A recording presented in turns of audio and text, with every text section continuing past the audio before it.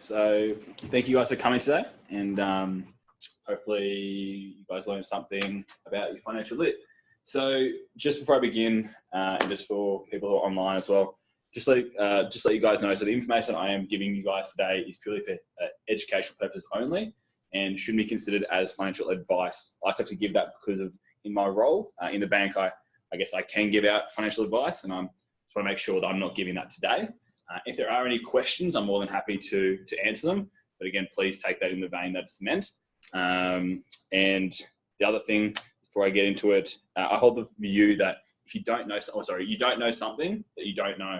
So ask me questions, and I'm more than happy to slow down a bit just to make sure that, I guess, the information I'm giving is put across to you guys. So just with regards to the overview, I've just covered a few topics as outlined up on the screen there. And again, back to that view of you don't know what you don't know. If you guys want me to touch on other topics for the guys in the room or on Skype, or on Zoom, I'm more than happy to touch on those topics.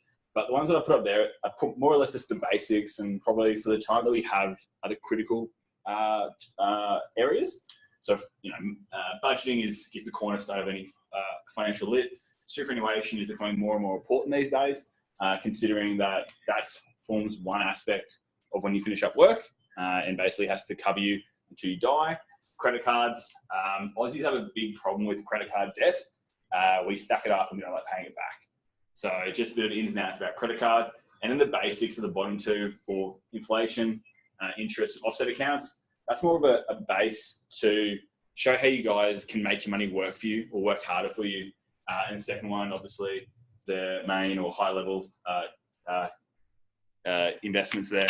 So just before I begin, just with regards to those last two topics, that's how, just to make sure that we know how to make our money work for us. I was actually reading an article yesterday where studies have come out that people from my generation, so born in the late 90s till now, they're putting their money in cash. Just so you guys know, cash is the safest sort of one you can put your money into, but it's also the lowest growth that you can do. So I guess understanding those ones is able to make sure that your money is working for you. But as I say, if you want me to touch on a topic that I am not touching on, please feel free to ask. Probably those first three topics are the ones that I want to get through for you guys. So with that in mind, starting on budgeting. Now, we all know what budgeting is. It's just making sure that the money coming in is higher than the money going out. However, I got asked this question probably about a year ago now, and it was one that kind of shocked me a little bit because of the views that I hold about money. I got asked, Nathan, how much money do you make? And I could answer that question off the top of my head, my hourly rate as well as my annual, basically salary. The question I couldn't answer was, how much are your living costs? How much do you spend in a year? So I knew how much I was making, but I didn't know how much I was spending. That's just a question that I guess you guys need to ask yourself, or anyone should ask themselves with regards to their budgeting and why it's so critical to what you do on a day-to-day basis, purely because if you don't know how much you're spending and you know how much you're earning, obviously if that costs are higher than how much you're earning, you're going to go bankrupt in X amount of years. And that's just why budgeting is so important. So budgeting can be done in many different ways, being, I guess, as simple or as complex as you like. So just so you guys know, for the tips for everyone out there, there are templates in Excel you can use for your budgeting, which are as simple as noting money coming in and the money going out. And, all the way to budgeting apps where you pull out your phone, you put in every dollar and cent you put in there. Myself, I hold the view that it's not necessarily about tracking every cent. It's just knowing where things go. So for example, I have a budget and mine started just doing off a monthly budget, and that expanded over the past year to a full year view. So for the last financial year, I've been able to see how much I spend on everything from how much I save, how much I put in my home loan, how much I do spend eating out. And it's shocking how much I spend eating out in comparison to the groceries that I purchase. So I buy half the amount that I from the shops, and prep food at home that I do eating out. That shocked me. Sorry. Yep. Oh, just curious, yourself, do you use different bank accounts for different things, or would it be beneficial to have more bank accounts where you're separating your money? So that goes, I'd say that goes to the person who we're talking about. So myself personally, I have a credit card, I have an everyday account, and I have 2 savings accounts. That's me, and that's my personal finances. I put everything through the credit card, but that's for a different reason, mainly for the tracking purposes. It comes up quicker on a credit card, and I have points on my credit card. I have my everyday account, which is basically where all the money comes into from my pay, and the main bills come out, like rent, power. Then I have 2 savings account, being one which is my main saver, which I don't touch. Once money's in there, it's in there for good. Then I have like a backup save, which is things I save for my power bill. So I have that all with one bank. That's just because I find it easier than log into like 3 or 4 different websites. So to answer your question, I would say have the amount of accounts that you can handle. I've seen people with having multiple accounts, like up to 10 accounts. And I dare say they struggle. I do see that they struggle a bit with dealing with their money, purely because they're doing too much with it. Keep it as simple as you can, and that's where you'll be the most successful with it. But yeah, very good question. The other important thing about budgeting is regards to your financial goals. So I just want to highlight to everyone out there that your financial goals don't necessarily have to be about money. If anyone's gone to a financial planner, for example, they won't ask you how much money do you want to have saved up by the time you're 30. They'll say, do you want to send your kids to private schools? Do you want to own your own house? When do you want to finish up work? Nothing about money, but money is an integral part to achieve all of those goals. So if you have a good budgeting system, you can obviously make sure that your financial goals are being ticked off. So for example, my foundational financial goal is that I want to be able to say yes to everything, but it doesn't mean I have to. So if I don't have a budget in place, I wouldn't know if I could say yes to everything. And at the same time, I'll never achieve my goals. Also, I put up just some key tips for budgeting up there, and they're pretty basic. So have set times to do your budget on a weekly basis. I say weekly because if you do it fortnightly, you're going to basically not do it and it becomes too much of a task to do. I had a note in my phone for about the first 6 months on a Wednesday and a Sunday that prompted me to do my budgeting. That took 6 months for someone who knows how important budgeting is. So having that down pat is critical. Second point I'll touch on in a second, but the third one being treat savings as an expense. The reason why I say this is because if you see your money has been spent into your savings, that's the way your brain, or if you can get your brain to see it as a cost, you're not going to want to go and touch that money. And then with the final one is look at yourself as a business, not as an individual. So what I mean by this is if businesses don't make a profit, they're bankrupt. If those are the guys who've done company law, if basically a company's bills, if a company can't pay their bills at any time, they're trading insolvent. And then that's obviously, you'll be tied up with a bit of legal issues there. So if you look at yourself as a business, make sure that you want to be making that profit, and that means you'll be succeeding. So the second point, which is probably the most important one, being give yourself a set amount of spending money. And with this, I mean, take things out like rent, power, the basics, and then give yourself a set amount of money for groceries, for going out in the town, all those sort of things. And actually, last weekend, I had a conversation with my brother about it, about grocery shopping. So I told him that I only spend $110 or $100 a week on groceries for me and my partner. And he says, I can't get under 150. And I went through, what are you doing and what are you spending it on? And we had a bit of a chat. But on the way home with my partner, I was talking to her and I said, I didn't want to be as blunt as I wanted to be with David. But I said, if you give yourself $110 and that's all you can spend, you'll only spend $110. So in our household, my partner, she does all the shopping. If I gave her $200, she would spend all that because she has the choice to. If you give yourself a set amount of money and cut yourself off, your budgeting will become a lot better. And if anything, that's my biggest budgeting tip. Any questions about budgeting before I jog on from anyone? So when you say you sit down to do your budget weekly, are you talking just the basic one where you itemize what's coming in, what's going out? Basically, yeah. And for me, I have a little chart, which is basically green for money, green for income, red for costs. And if my red's higher than my green, I've got a bit of a problem. And that's just keeping it very basic for me. And it's just also outlining where my money's going. Because, when you spend $3 a day buying a cup of coffee, you see that it's $3. But if you, $5 a day. Sorry, $5 a day. But if you set it over a week, that's what, $35? And that kind of slaps you in the face, being like, maybe I don't need a cup of coffee a day.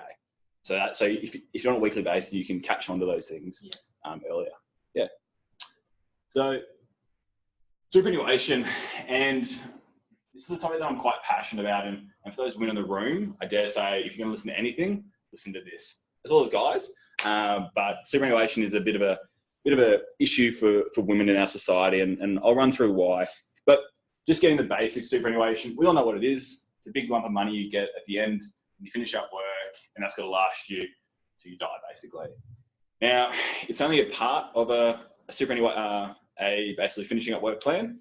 You need to have other assets like your home and all those sort of things, but superannuation is the biggest part of it, and it's seen as a bit of forced savings. So, a bit of fun fact, superannuation introduced in 92, and it requires an employee to pay a compulsory amount of 9.5% into a superannuation account. I know some people who don't get paid that, and what I say is speak to whoever's paying you your superannuation and get them to sort it out, because you can force their hand with it. Now, you can get paid more than 9.5%. It's up to whoever you're working for, but the base is 9.5%. And you can access that, obviously, between the ages of 55 and 65 at the current moment. That's more likely going to go up. So other than the compulsory contributions by your employer, there are a few other ways that you can put money into your super, being basically up there, it's seen as before and after tax contributions. So before tax, we all know what that means. Yes. Basically, you get paid, taxman comes and gets his bit, and then you get your pay in your bank account at the end of the day. So salary sacrifice can be quite beneficial for your superannuation. So for example, I salary sacrifice $3,000 every year. So say if my base income was $53,000, because I salary sacrifice $3,000, I only have to pay tax on $50,000. So that can be quite good for your tax, as well as new laws have just passed with regards to you don't have to salary sacrifice. You can salary sacrifice after, and you can claim it back as a bit of an income tax benefit. So yeah, pretty critical there, as well as after tax being spousal contributions and voluntary contributions. Just with regard to the first one being before tax, there is a cap being $25K, and that's mainly for tax benefits. If you pay more than that, you have to pay more tax for it. For spousal contributions, they've pulled back the amount of tax benefits you can have by doing that. There are still some tax benefits, but I'd recommend specifically people who are looking to have kids, of how they're going to supplement their superannuation contributions if, for example, you take unpaid leave. Just make sure that you're still putting money aside for your super. Otherwise, when can you access superannuation?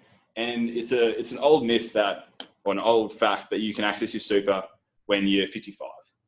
Those days are long behind us, unfortunately. And someone like myself, who's 23 at the moment, if I'm wanting to access my super at 65, I'm really hoping that the laws don't change about it. And at the end of the day, it's looking like the laws will change, and I will be able to access my super probably more at 70, 75. So people who are probably that age, if you want to finish up at 55, do it without your super, which is going to be very hard.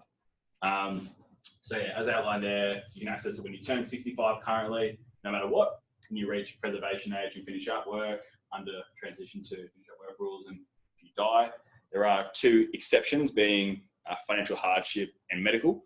I hope none of you guys have to meet those two for medical and financial, but to access super.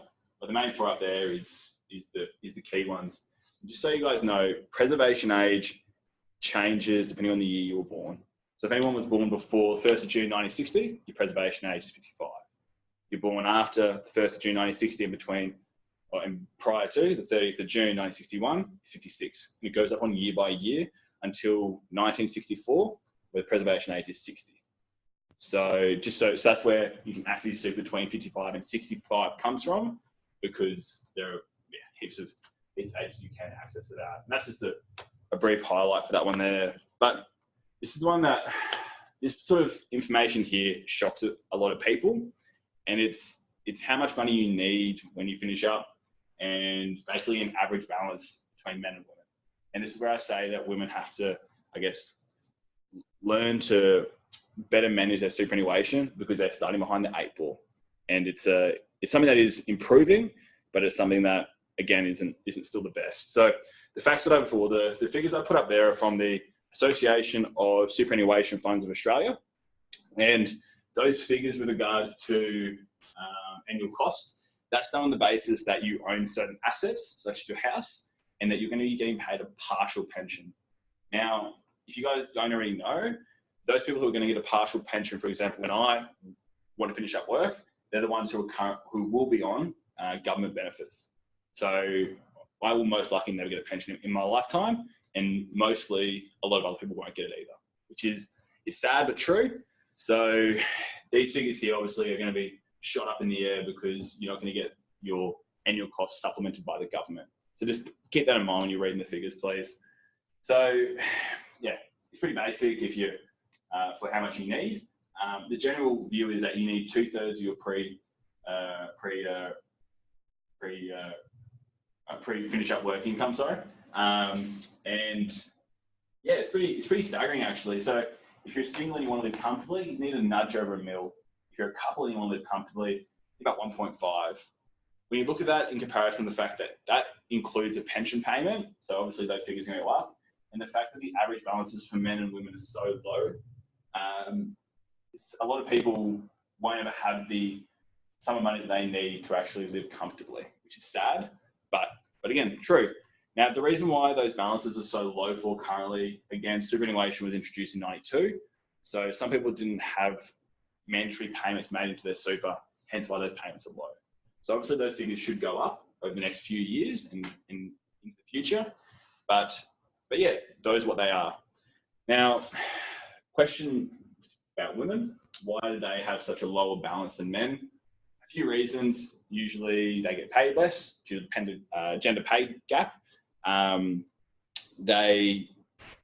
leave has helped the situation with women that they get paid a lot longer now than what they did in the past, but women are still taking more leave unpaid to take care of their kids. I'm not saying that's wrong or right. I'm just saying that's the current situation. As well as socially, it's held the view that women need to take care of their kids rather than work. I don't hold that view myself, but that's what the facts are. So women tend to have less of those mandatory payments of 9.5% made by their employer because they're not getting paid. Also, another key point is women aren't as, hungry for a pay rise or bonus in their workplace. Sorry, they may be, but they won't ask for it because women tend to be kinder and nicer. So what I say to the females out there is get your superannuation organised earlier and ask for that pay rise because you guys are just as good as men, and dare say you guys do better than us at a lot of things. So you guys are getting paid for it. And then about getting your superannuation organised early. So, and this is something that a lot of people can't understand. So when you turn 45, as an example, and you want to finish up work at 60, you have 15 years to get everything in order. So you have 15 years to make the amount of money you need to never have to work again. If you get it organised at 20, you have an additional 25 years to get all that organised. That's why I would stress to get it organised when you're younger. Usually when you're younger, you usually bounce around superannuation funds or have multiple amounts of them. So just a key fact, and it's pretty obvious, if you have 2 superannuation funds, paying 2 lots of fees. So just keep that in mind and get them all brought into one. Now, in my role within the bank that I have, I don't personally sell a specific superannuation fund, but the biggest advice I give to the clients is pick one. I don't care which one it is, but pick one. So superannuation is a business. So if you tell one superannuation company that you want to bring all your money from everywhere else to them, they will pull out an arm and a leg just to get that money. So it's very simple to transfer that money across. Additionally, just a fun fact, you do have life and TPD coverage through your superannuation. Now, the laws are looking at changing that won't be mandatory for young people. And the reason why I say not mandatory is that when I first got my superannuation, I had $1 million worth of life cover and $1 million worth of TPD. That was about $40 to $50 a year that I was paying for that. Now, I was never going to use it. I didn't need $1 million worth of coverage. Now, when I've got everything organised, I have a bit of debt, but I brought my life coverage down to about 200 to 300K, as well as my TPD. That's purely so I can pay off all my debts. So when I die, I can give a bit to other people. So getting your superannuation isn't just making sure you have all your money in one account. It's also making sure that you're not paying undue fees. And yeah, that's probably my piece about superannuation. Is there any questions on that before I move on? Beautiful. So with regards, moving on to credit cards. So as I said at the very beginning, credit cards are a bit of an issue for us Aussies. We love to rack up debt on them. We don't like paying it back. Now, definitions up there. It's pretty obvious what a credit card is. We're just using the bank's money to pay for goods and services, and we tell them we'll pay it back. Now, one of the key things, and being within the bank, I see this unfortunately too many times. I have people come up to me and tell me that they bought something 55 days ago or 30 days ago, so whatever the interest-free period is, but they're getting charged interest on it now. So I just want to touch on that one first, and it's a pretty obvious one, and for us law students, we should know about it. So when it says up to 55 days, it doesn't mean you have 55 days to pay it back. It means you could have 55 days to pay it back. That's how they snag you there. So what I've done is a little calendar for you guys up there. So with regards to the interest-free period, it starts on the anniversary of whatever your credit card payment is due. So for example, mine is on the 10th. So when my bill comes out, that's my anniversary date. For what I've done up here, I've used the 1st as the anniversary date. So if you buy something on the 1st and you have a 55-day interest-free period, again, this could alter if you have a 30 or 45-day, you have 55 days from the 1st to pay that back. From the 2nd, you have 54 days. From the 3rd, 53, and so on and so forth, until the 30th, where you would have 26 days to pay that back. Now, it would all tick over again, and the time would start again on the 1st of July. Yep. And then obviously it all starts again. So why is this important to understand is because I've seen a lot of people say they buy something on the 10th and they mark in their calendar they've got 55 days to pay that back. You don't, you have 46, and you can rack up a lot of fees just by not understanding that simple basic. And yeah, the truth of it is, with the clients that do come in, I try to help them with it, but that's the product that they've bought. Now, they may not have got it explained to them at the time, but they've signed a contract saying that they understand it all. So make sure you understand that is key to make sure you don't get ripped off by the banks. Additionally, another notion that I've heard a lot, and I'll see if you guys have heard it, you need a credit card to have a credit rating before you get a home loan. Anyone heard that? Not really? Not specifically a credit card. So yeah, so it's more something to show that you can handle money. In the old days, credit cards were usually the basic ones. And I see that a lot with my clients at work, just purely their parents have told them you have to have a credit card to show the bank that you can manage money. And this is the double-edged sword here, is that the answer is yes, you do, but mainly no. So I look at a credit card when I give loan applications out, I see it more, if you can handle money well, it's a tick by you. But I'm more looking if you can't handle money well while you have a credit card. And I've given a lot of loans to people who don't have credit cards, who don't have a credit rating at all, but they show other signs to show they can pay back that debt. And as such, I'm more than happy to give them a. Additionally, when I do issue loans for people who have credit cards, I dare say 9 out of 10 times, I tell them to close it. Otherwise, we won't give them the money.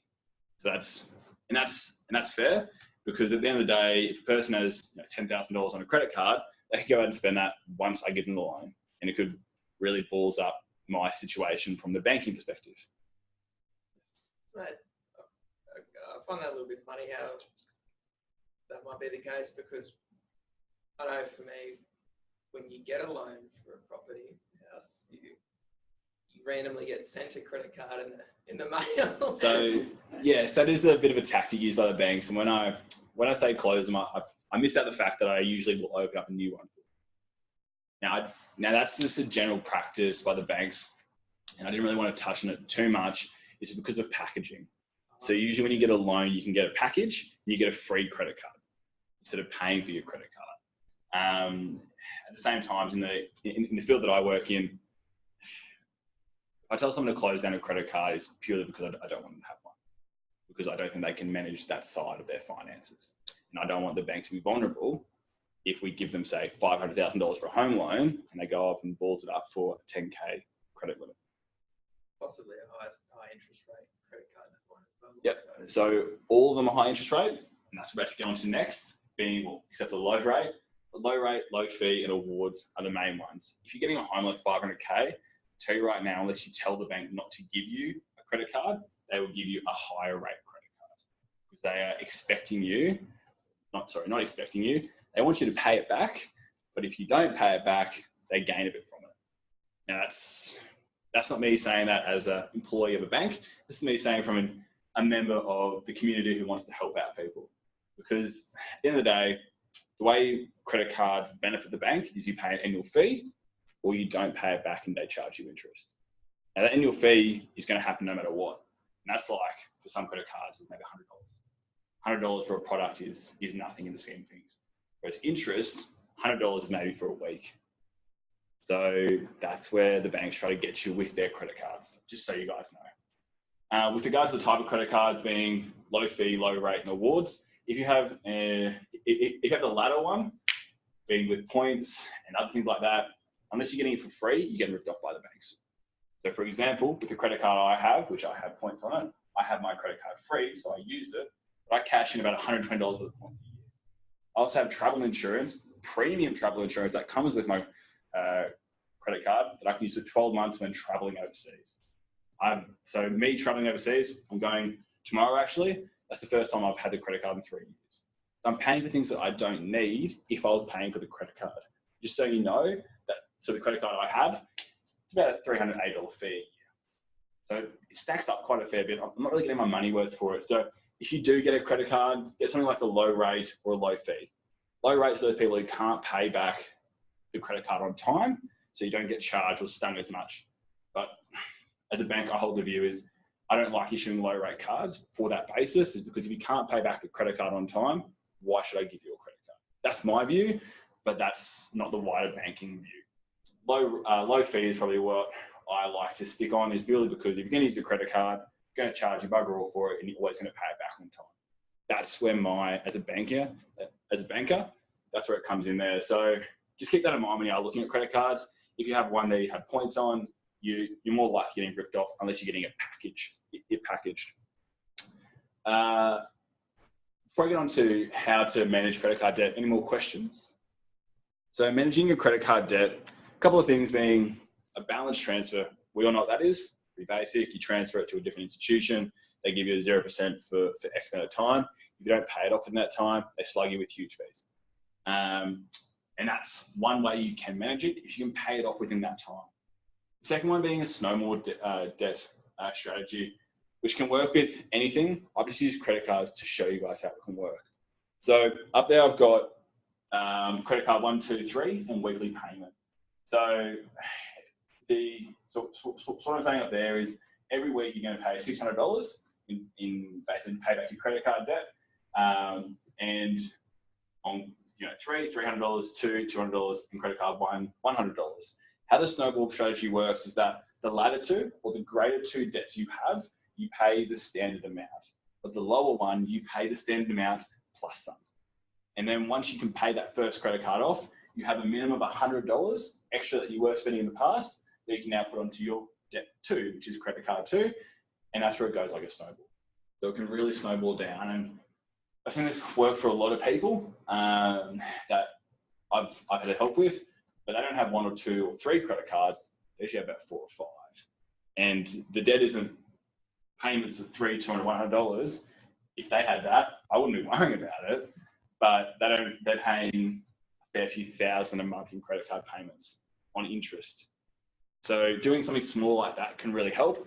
Additionally, there is the hotlines you can call from the government, which is the Australian debt. I can't think what they're called at the moment, but there are government agencies out there who can help with your finances if your debt gets out of control. You should just Google it, and they're free. So you would have heard people on the TV, we can help you with your debt if it's in trouble. The government does that for free. So I'll go to them rather than going to these sort of agencies. I just can't think of the name of the government agency. I will tell you guys afterwards, basically. So any questions on credit cards? Again, it is a big topic purely because Australia has a big debt problem with credit cards specifically. But moving on from that then, being interest and inflation. And sorry if I go a bit quick here. This is something that I'm quite passionate about, actually. So do we all know what interest is? Good. So interest is, as I have up there, is what one entity will charge another entity for the use of their money. Do we all know what the types of interest are? Good. Compound and simple interest. Now, one thing that you guys might not know is how banks calculate interest. Now, they calculate it, most banks will calculate on a daily basis and charge it monthly or pay it monthly. So a lot of time I've seen, which is basic example, someone's put $10,000 in their savings account on the 28th of March, and they're expecting a huge pay on the 1st because they've put a whole lot of money in there and they don't get it. And it's like, why didn't I get interest? I'm getting paid 3% on this, and that's not 3% of $10,000. That's correct, because that's not how interest works. The 3% is 3% per annum, so annually. So the way a bank calculates it is whatever day you have. So going back to that calendar, if you have $100 in your bank account on the 1st, and you're getting charged a 3% rate, what they do is 100 times by 3%, divide that by 365. And that's how much interest is payable on that day. It obviously fluctuates. And that's the same way they do it with home loans as well. So that's why, for example, paying a home loan on a fortnightly or weekly basis is better than paying on a monthly, because of that interest and how the banks calculate their interest. So they make that very clear, because a lot of people don't really get that. And then why is it important to understand interest? It's because making sure that you're getting your money working the hardest for you. So cash, as we hopefully all know, is the safest investment out there, but it's also the lowest return investment. At the same time, you can still make it work for you if you know how to. The other critical thing of understanding interest is also understanding inflation. Do we all know what inflation is? Really? Sort of? So inflation is basically the rate at what cost of goods go up. So I had a lecturer back in the day, kind of by the name of Des, who taught contracts. Legend, loved him. But he always told us that Mrs. Bloggs would buy bread from Kmart. So I'll use that example here. So the way inflation works is Mrs. Bloggs will go buy her bread from Kmart one year, cost her $1. The next year it'll cost her $1.10. So, which means basically your money is worth less, because it can't buy as much. That's the way inflation works. Currently, inflation in Australia is at 1.9%, which is a good rate, to be honest with you. And to put it in simplistic terms, what it means for you today is that $1 will be worth about 98 cents tomorrow. You might say, no, that's 2 cents. I don't really care about 2 cents. That's per dollar. If you have 100 of those dollars, or 1,000 of those dollars, or 10,000 of those dollars, it kind of stacks up a bit. So making sure your money works for you is pretty key. And the reason why I put that under interest or after interest for is because if you currently have a savings account at 1.9% or less, your money isn't working at all for you. If it's less than 1.9%, you're literally burning money because your money is going down. So that's key to have a savings account above 1.9%. The other key thing with regards to the basics of interest is offset accounts. We all know what they are. Fun fact for you, it's a little bit of an Aussie bank account that we made up, and it's spread around the world. So in case you get that as a trivia night. And what it basically means, as by the example up there, you have 500k home loan, 10k in your offset account. Your interest will be calculated on 490 of that. Pretty basic. What people don't understand, or I struggle to get across to them, is in a savings account, yes, you're making money. Now, say if we have a savings account as shown up on the board at 2.5%, you're making 2.5% on your money. Obviously, with inflation, you take off 1.9 because your money's going down. So you're making whatever the difference is 0.6%. Now, if you put that money into an offset account, what happens then is that usually home loans are a lot higher than savings accounts. They should be. And you'll be saving 5.3%. So does that, for everyone in the room, does that make sense of how you can make your money work harder for you if it's in an offset account? Because you may only be earning 2.5 in a savings account, you can be not paying 5.3 in a home loan. So that's why having offset accounts are so important. And to be honest with you, if you have a home loan and for an owner-occupied, investment home loan is a little bit different. But if you have an owner-occupied home loan and the bank isn't giving you an offset account, change banks. Because that's a way you can save money big time. There's some limitations with particular offset accounts. So is that with some. Oh yeah, they don't allow you to withdraw money, is that? Some institutions hold certain limits on them. Yeah. For example, the ones that I deal with in my bank, you can do what you want with them. It's just a transactional account with the name offset on it. So if you do have limits on them, so for example, with our offset accounts that I offer on investment properties, there are different views on them. However, owner occupied, if you can't use it as a transactional account, so you can use it as a transactional account. So if you're with a bank that doesn't offer that view, change banks. Is that. So diving into home loans for a bit here, the way that the rules and regs around transferring your home loans in between banks have changed a fair bit. Banks now can't sting you as much as they once did. As well as I know with my bank that I work for at the moment, we're holding a promotion that we will pay for all your refinancing costs. So there are obviously government fees you got to pay, as well as bank fees, and we're going to give you an extra 3K. That's just my bank. And I work for one of the big fours. If you go to one of those online banks, there are even bigger deals with them.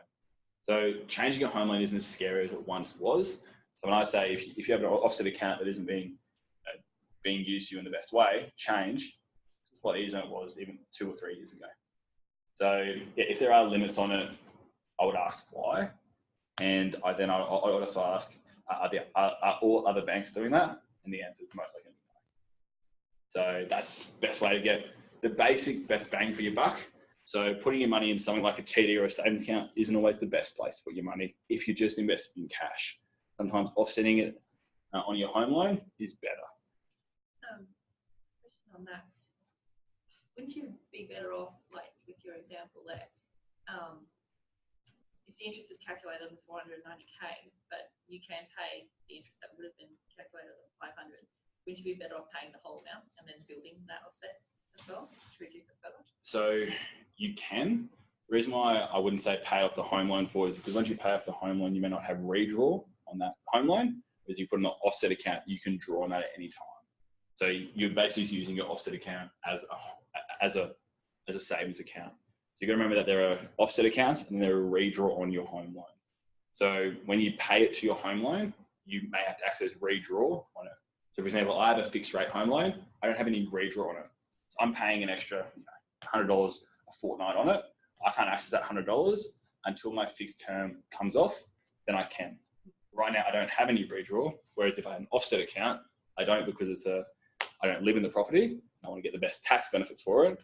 But if I did an offset account, my next question is, what if you have it? So if you have it, it's really up to you. So I hold the view from a tax position that I don't want an offset account. I want to have as much cost going through my property as possible to gear it. I'm going to run through that, but it's really up to you.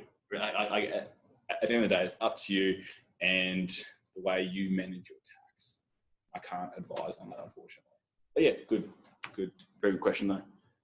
So talking about, I guess, a bit more in-depth investments. Actually, let's just jump to property since we're touching on it now. So property as an investment is seen to be a foundational asset.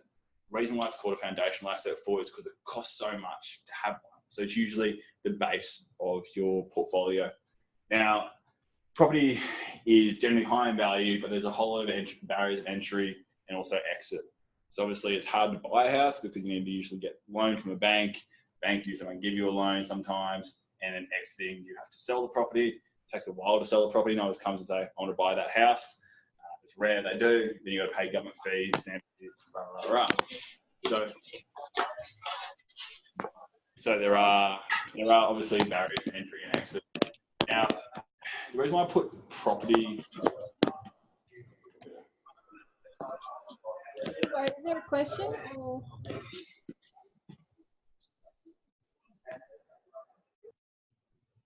Just muted them. So the reason why I put the types of properties up there is a lot of people don't know that there are different types of property. Everyone thinks a property is a property. But the reason why I've touched on that for is resi is treated differently from a bank perspective as the rest of them, and obviously each with themselves. So for example, rural properties, which is farming land, banks usually only lend between 50 and 60% on them. Resis is usually 80%. And obviously you have LMI, so lender's mortgage insurance, that you can pay if you want to be lent more than 80% of your property value, which you can pay for resi. Commercial is 70%, and yeah, industrial I think about 7%, or between 50 and 70%. So why is that important to understand? It's just if you have a property and you want to get money against it, you may not be able to get the amount that you think you'll be able to get. So it's key to understand that this is a bare bone. Now, there are pros and cons with property, as I've kind of highlighted. The pros of having a property is that it's bricks and mortar, so you can touch the thing. Unlike shares, you can't actually tangibly touch a share. The reason why that's a positive for is a lot of people like to see what they own, but also banks are happy to lend against property quite easily. It's rare that a bank will turn you back if you want a loan for any purpose, and you say, "Oh, chuck the house on there." The bank's usually covered quite easily. Additionally, easy to borrow funds, and back to that gearing purposes, you can find benefits for owning property if you gear them correctly. So there are three types of gearing, being positive, negative, and neutral. Positive is where the property is making you a profit. Negative is always where it's making you a loss. Neutral is where it's doing neither. So do we all know what those gearings are? Yeah, kind of. So the way you look at it is, for any rental property, it'll be paying you rent. So you're making rent off it, but there are costs that you have to pay for it, such as rate, management fees. Say if your tenant puts a hole in the wall, you've got to pay to fix that one up, those sort of things. And at the end of the day, look at it as a net profit from that property. If you make a net profit, you're positively gearing it. If you make a loss, you're negatively gearing it. The way that works for a tax perspective, you say, Nath here, he owns his property, and his property makes him $10,000. So profit of $10,000. So he's positively gearing, I'm positively gearing my property. I make $50,000 from the bank. Together, me as a whole, I make $60K. And I have to pay tax on the full $60K. Whereas if my property makes a loss, which most properties that you don't live in should, or that's the best way to get your tax advantage from it. If that makes a 10K loss, I only have to pay $40K, because I'm not going to be paying, obviously, tax on a loss. So that kind of just helps out, and it means that you get a tax refund at the end of the day, and it just makes it a lot better, just put it that way. And that's kind of how the gearing system works. And there are, unfortunately, cons to owning property, such as the fact that you need a lot of money to buy property. It's not like a 50K job. You need a few 100K, if not more than that. Additionally, owning, at the very beginning, you can't really diversify your portfolio due to the fact that you can usually only buy one property to begin with.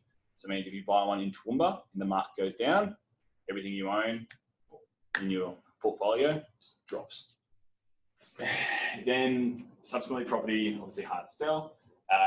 There can be costs and difficulties with managing investment properties, as well as there's continued maintenance throughout the property on the loan, which again can be costly, whether you live in it or not. Any questions about property? It's a big market. It's a big investment. Any other questions? At the moment, one thing that is coming through on social commentators is about new home buyers getting money. So the Royal Commission, we've all heard of it on the banking, has highlighted that the banks have kind of ballsed up, for want of a better word, with some loans. What they're doing then is, because of the cost of fines the banks are being banks are being forced to pay, they're being strict with who they're lending to. So it means that what they would have given it to in the past, and I'm seeing that when I put my loans to risk, or if I want to sign on myself, so the risk team, risk is saying no to deals they would say 6 months ago. Yeah, happy, give them the money. So why am I touching on that for? It's because some commentators say that new home buyers are going to be harsher or worse off because the bank isn't going to give them money. The opposite of that is, it's not going to be worse off because they're still low fee loans or low rate loans, and if you have enough money, you can get it. I hold the view that it's more in the middle. Some people will be hurt if you want to buy a new property and you don't have a property currently, but at the end of the day, if you can show that you can pay back that debt, a bank will give you the money. It just means it's going to be harder for you to show that you can pay back that debt. So first time buyers, I would take the change in the market as you just have to work that bit harder, but you will get a lower rate because obviously it's less risky for you. And that's why the bank's looking at it. The other two types of investments that I wanted to touch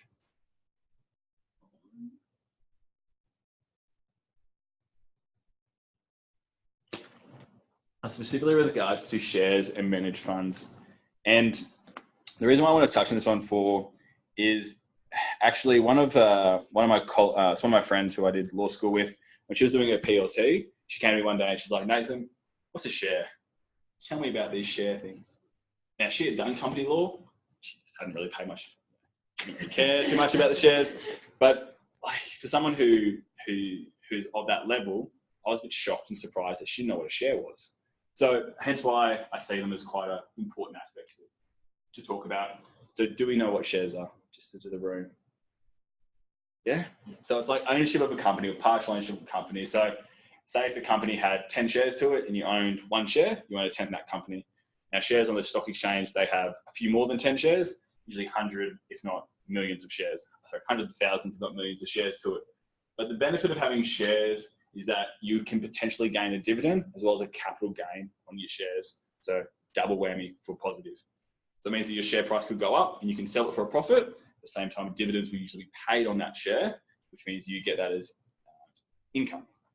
So how does that work then? What you guys will learn in company law, which I won't touch on today, is a different type of shares that can be held, depending on, and basically with that, you may have voting rights, you may get paid more dividends than other shareholders. But just for basics, let's just look at share. It's just a one piece picture if we could. So why share is critical? Pros of it is there's a constant dividend stream. So companies pay a dividend purely because they want people to buy more of their shares. And if they're paying you a good dividend, you're more likely to buy those shares and the price is going to go up. So for example, one of the workhorse shares being the Commonwealth Bank or bank shares at all, they pay like a $2 for $2 every share you hold.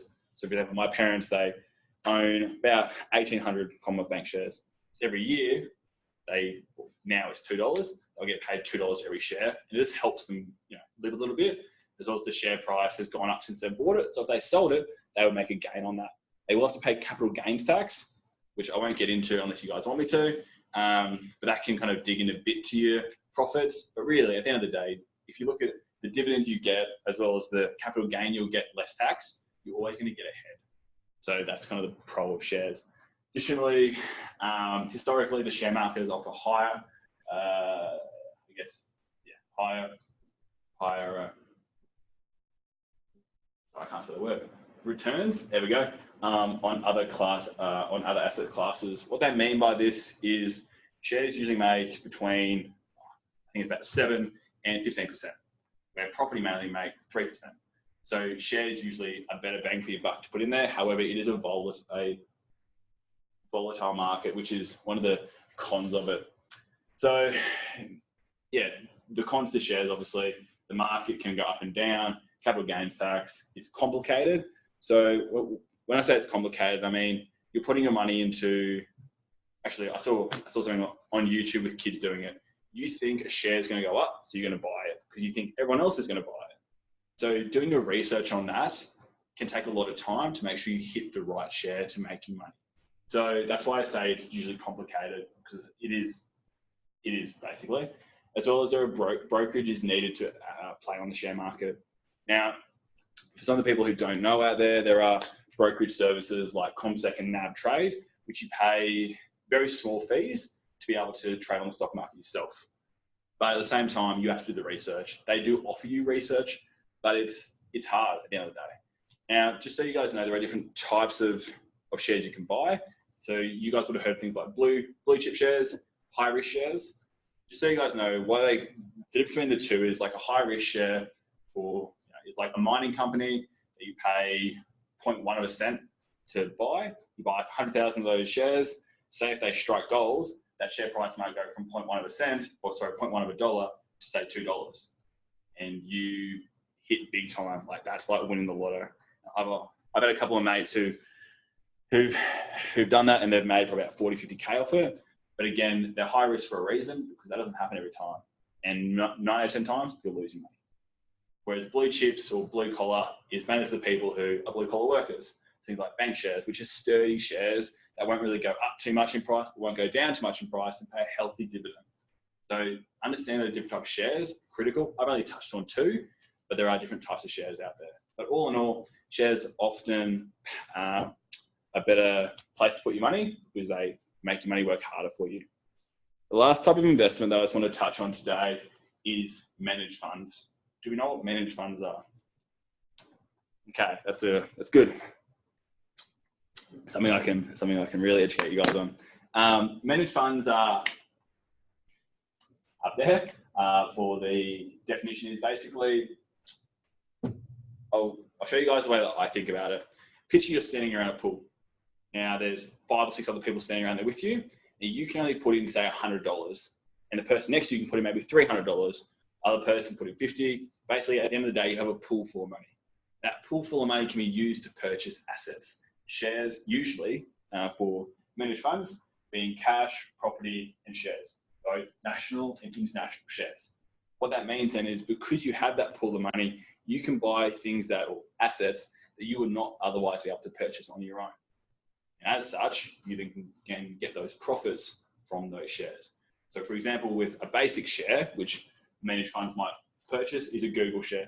Google shares quite expensive, and you as an individual can't do that. Can't purchase one of them on your own. But if you get 10 people together, put your money together, you can then buy a Google share, as well as maybe like a house in the Hamptons or something like that. That's very, I guess, working real life. That's working, not real life. That's kind of a very basic view of how managed funds work.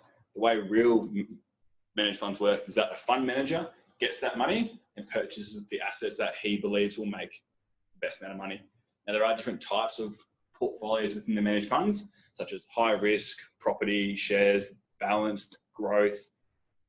Like there's many hundred types of shares, of managed funds.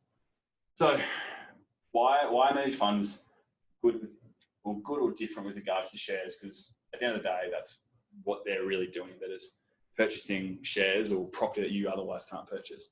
So big kickers are diversification.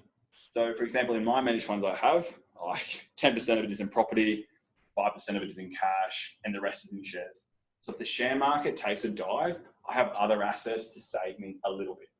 Now, that's because I am in a growth fund. If you have a balance, it's more balanced. So if the share market takes a hit, you won't hurt as much. If you probably take a hit, you won't hurt as much. And at the same time, if they're growing, it won't be as beneficial for you, but it'll still be growing. So it's kind of a trade-off there. Additionally, you get a managed fund portfolio manager to take care of your funds for you. So you've got a professional dealing with your money to make sure that it's being utilized in the best way. Additionally, it's usually because of the ASIC regs about managed funds, you can see where your money is. So I can log on at any time and I can see how much is being invested in any area. So it's good visually for me as well. But the bad thing about managed funds is the fees. The costs can be astronomical. So pick your managed funds. If you do want to go with them, pick your managed funds, not only on the basis of how much money they will make you, but how much you have to pay. So I personally am in a very low fee managed funds. Now, the profits that they're going to make aren't going to be extremely high, but the reason why I picked a low fee managed funds is because I don't have to worry about it in the future. I still look at what my fees are, but like for some people, I've seen them pay hundreds, thousands of dollars every year. I pay maybe 100. Now, they may be getting higher growth in other areas, but that growth being offset by their fees. So all I say is with managed funds, look at your fees, but they can be positive because unlike shares, you don't have to, unlike you putting money in shares by yourself, you don't have to do the research on it. If a particular share takes a dive and you put a lot of money in it, you're going to be worse off. Whereas with this, because of managed funds, because of high diversification, you're not going to take as much of a hit. Does it make sense what managed funds are now? Yep. The other thing with managed funds, just heads up, if you do open it up, you usually have to, best what I would say is go see a financial planner and get them to advise you on the best managed fund for you. And there usually is a standard minimum amount you have to put into managed funds. So there usually is, but that's variable purely because it's a business. So for example, the managed funds that I first had that I got when I was 18, I was told you need to put $5,000 in up front, and then you can put as much money or not money in there after that fact, or you can put in less than $5,000, but you have to put in $200 every fortnight until you hit that $5,000 benchmark. So it can be beneficial, but at the same time, because I was working in the bank at the time, I got my fees offset for the financial planner. But for me, setting up my managed funds would have cost me about $2,000. So if I didn't get the benefits from the bank I did at the time, and I've had my managed funds for 5 years now, last year they finally made me a profit on the amount of cost that cost me to set them all up and all that sort of stuff. But for me, I have managed funds because when I'm 30 or whenever my kids want to go to school, I can have money there put aside for them to go to private school. And it's better for me to have a managed fund because it makes on average between 9 and 12% for my fund. Whereas if I had in cash would maybe, as we know, maybe 3% at most at the moment. So like that's why I pick my managed funds.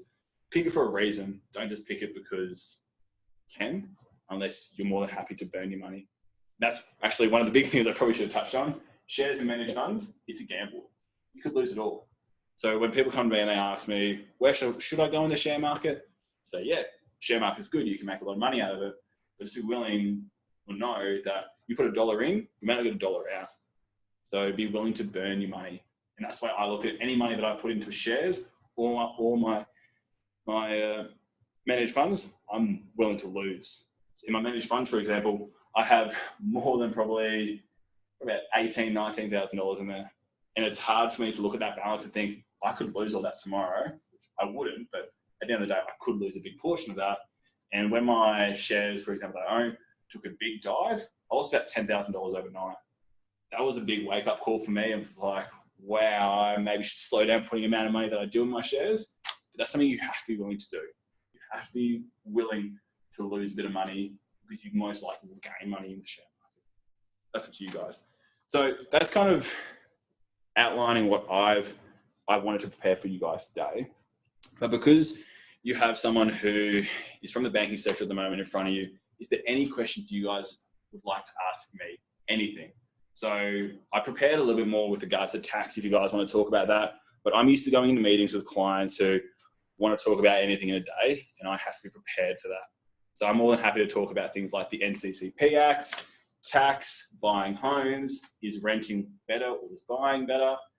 You guys. So what would you guys want to ask a banker who's not there to sell you something? Is there anything like that? I'm interested in what you could share with us about capital gains, particularly with real estate. So probably. Yeah. So what? So selling an investment property. Yeah. How that works. So with an investment property, when you first purchase it, you obviously pay a set amount of money. So say if the property is, just say $500,000, you might charge, or you will be charged stamp duty. So just so you guys know, that first home buyer's grant, that only counts if you're going into an owner occupied. If you're buying an investment property, like I did for my first property, you don't get no benefits.